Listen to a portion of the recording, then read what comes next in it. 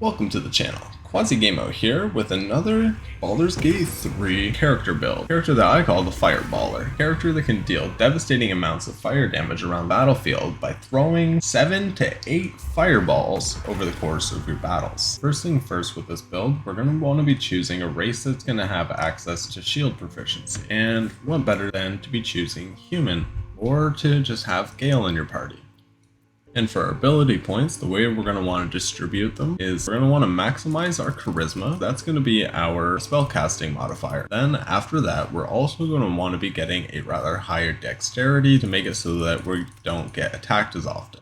Then we're going to get 14 into Constitution to improve our concentration and to increase our max HP. With our last 4 points, we're going to increase our intelligence, access to more spells when we do pick up wizard levels. For our skill proficiencies, you can choose any background, any skill proficiencies that you think will best benefit what your other party members do not already have. Is we're going to choose Persuasion and the other 2 Charisma abilities to get 3 out of 4 of them, turning this character more into the face of the party. Now for our class, what we're going to want to choose Sorcerer. Give us proficiencies with Charisma and Constitution saving throws. For our cantrips, we're going to want to select Firebolt and then any other 3 cantrips. I'd suggest picking up Friends, Minor Illusion, and Mage Hand. For our subclass, we're going to want to be picking up the Draconic Bloodline. Give us an extra 1 HP for every level of Sorcerer. For our spells, we're going to want to pick up Burning Hand and then a ritual spell,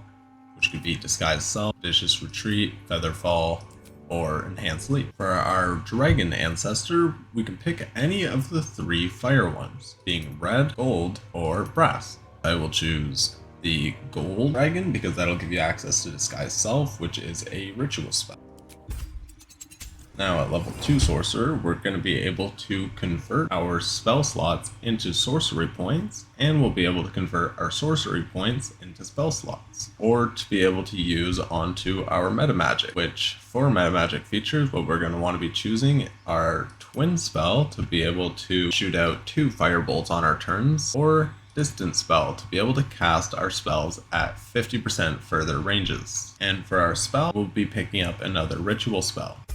Now, at level 3, we're going to be getting more sorcery points and access to being able to cast 2nd level spells. So we're going to pick up Scorching Ray, which is going to be another fire spell. We're going to try and pick up every fire spell along the way that we progress our levels. Now that we're at level 3 Sorcerer, we have access to all of the metamagic features, and we're going to want to pick up Quicken Spell. This is going to let us spend 3 sorcery points to be able to change a spell from an action to being able to cast it as a bonus action.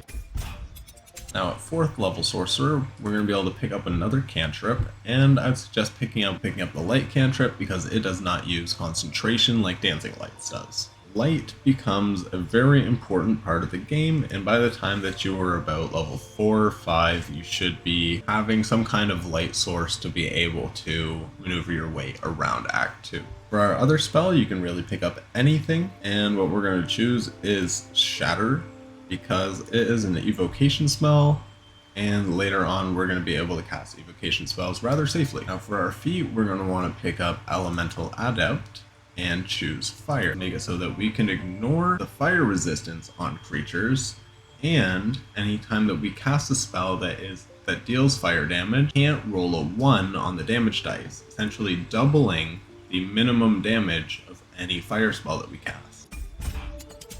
At level 5 Sorcerer, finally have access to 3rd level spell slot, letting us pick up Fireball spell, which is going to be our bread and butter for this build.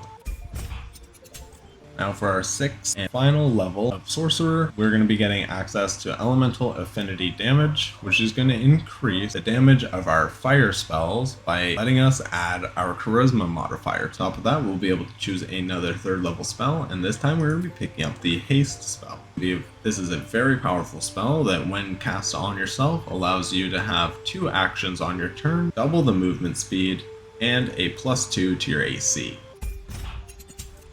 After those 6 levels in Sorcerer, we're going to want to finally multi-class and pick up a level in Wizard. Let us pick 3 additional cantrips. You can choose really anything that you already don't have. Sure. For spells, I would choose any ritual spells that you don't already have, and then fill up with any other spells that you find interesting. So Find Familiar, Ritual Spell, Long Strider, Expeditious Retreat, and 3 other spells. Then be taking a second level into Wizard to allow us to use our Arcane Recovery feature to be able to recover a first level spell slot. And on top of that, we're going to be able to choose our subclass, and the one we're going to want to choose is Evocation Wizard. Give us Sculpt spells. Makes it so that when we cast an evocation spell like Fireball and allies are in the area, they can automatically succeed their saving throws and take 0 damage. And after those 2 levels in Wizard, we're going to multi-class a 3rd time, this time picking up Rogue. Get an additional skill proficiency and expertise in 2 of our proficiencies that we already do have. Pick up Performance, and we can get expertise in Deception and Persuasion, become masterful in Conversation. Now at 2nd level Rogue, give us Hiding, Dashing, and Disengaging as bonus actions that we can use on our turn. More importantly, it gets us 1 step closer to choosing our subclass, and I'm sure a lot of you guys can see where this is going to be going. Because at level 3, we're able to choose our subclass, and the one that we're going to want to be choosing is not the Arcane Trickster for more magic, but instead the Thief subclass, which is going to be giving us an additional bonus action for free on every single one of our turns. And we get a nice additional benefit of having resistance to falling damage. And after that, we'll be picking up a 4th level into Rogue, and this time we'll be picking up a ability score improvement, increasing our charisma to 18, making our character better at spell casting and better in conversations. And that should give you a spell list that looks something like this. Alright, going over our gear, starting with the Hat of Fire Acuity. Makes it so that whenever we deal fire damage, we gain Arcane Acuity for 2 turns. And for how many turns that we have Arcane Acuity for, we get a +1 to our spell save DC and to our spell attack rolls. And these Arcane Acuity turns can stack. This hat can be gotten in Act 2 by going to the Last Light Inn and stumbling across a particularly strange animal. Next we have the Cloak of Protection, which is a relatively simple item that allows us to get a +1 to our armor class and to our saving throws. And this cloak can also be gotten in Act 2 over at the Last Light Inn, and it can be purchased by one of the vendors. Then we have the Armor of Landfall, which gives us a +1 to our spell save DC and giving us advantage on concentration. This armor can be gotten in Act 3 by going to the Sorcerer Sundries and purchasing it from the vendor that is inside of that store, and it can be replaced with pretty much any other chest piece that will also be giving you advantage on Constitution saving throw. And you can get advantage on Constitution saving throws as early as Act 1 by going to the Goblin Camp and dealing with their 3 leaders, and on one of their leaders they will have an armor set that does have advantage on Constitution saving throws. After that we have the Helldust Glove, which will also be giving us a +1 to our spell attack rolls and spell save DCs, and on top of that it'll be giving us access to a cantrip that we can use once per short rest that is basically like a Scorching Ray. These Helldust Gloves can be found in Act 3 by going to the House of Hope, and it will be found on a story relevant character. Otherwise you can also opt for the Gauntlets of the Tyrant, which are also gotten in Act 3, and you have to get them from a very seriously story relevant character that you will pretty much be forced to deal with. Otherwise, you can actually wear any other glove. Next, we have the Disintegrating Nightwalkers. These boots are going to make it so that our character can't get enwebbed, entangled, or ensnared, or be able to slip on grease or ice, giving us a nice freedom of mobility when moving around the battlefield. And on top of that, it'll give us the ability to use Misty Step once per short rest to be able to teleport around the battlefield. And these boots can be gotten as early as Act 1 by going down into the Underdark and dealing with a particular character that you will get set up to try and kill. You can either pickpocket it off of that character, kill that character, or wait out the time-related scenario. After that, we have the Spellcrux Amulet. This amulet's going to make it so that we can recover any one of our spell slots, and we can do that once per long rest. Get this amulet in Act 3 by dealing with a major antagonist mini boss You can also get a minor version of this same kind of amulet that will allow you to regenerate level 1 through 3 spell slots, and you can get that in Act 1 by going down to the Myconid colony and pickpocketing it off of a Mind Flayer that you can find that works for the Society of Brilliance. After that, we have the Darkfire Shortbow, giving us resistance to both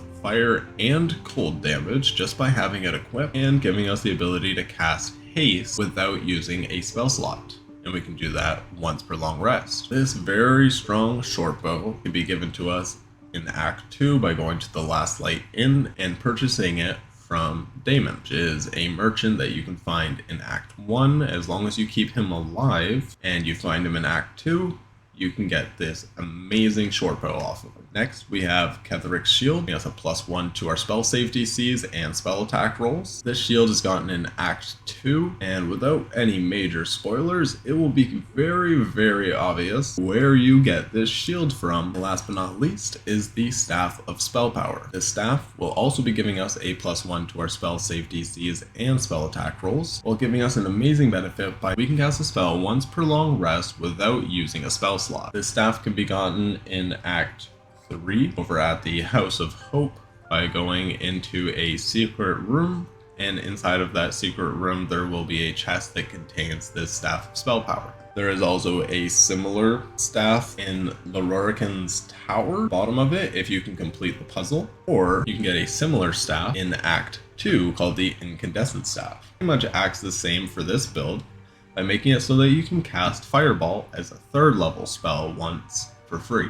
And this staff can be gotten earlier in Act 2 by going to the Last Light Inn and purchasing it from one of the vendors there. And very early on in Act 1, if you go down to the Underdark, you can get Melf's first staff by purchasing it from a hobgoblin that worked for the Society of Brilliance. And you can get a +1 to your spell save DC and attack rolls as early as Act 1. And these stats and items together are going to give our character 84 HP, a +7 to their concentration saving throws, while also having advantage on that, roughly a 95% chance of succeeding concentration. Alright, now that we've gone over the items and leveling of this build, let's go over what it can actually do. Starting with preparation. So first off, we're going to want to convert all of our 1st and 2nd level spell slots into sorcery points. It's going to give us 16 sorcery points, and with our arcane recovery we can recover another 1st level spell slot, turning that into a sorcery point as well, getting us up to the magical number of 17. What that's going to do for us is make it so that we can create a 3rd level spell slot while still having 12 sorcery points to be able to use later. After that, simply want to cast any ritual spells that you want to have activated for the day and go on with your adventure. Alright, so on your first turn, you're going to want to use Quicken Spell. Be able to cast haste as a bonus action with the Darkfire Shortbow, so you're not using spell slot. This is going to give us 2 actions on each of our turns, while still keeping a bonus action on this turn to be able to cast Fireball. We will Quicken Spell a 4th level Fireball, being able to deal a whole lot of damage to that area. Then we can use our Arcane Battery to be able to cast a free 4th level Fireball in the same area. Still another action to be able to cast Fireball, another 4th level Fireball in the area that we're standing in without having to worry about actually taking damage from the Fireball itself. And on our following turn, we can reposition rather far because of having haste, and then we can Quicken Spell. You can throw a 3rd level Fireball. You can fire another 3rd level Fireball, a third level Fireball,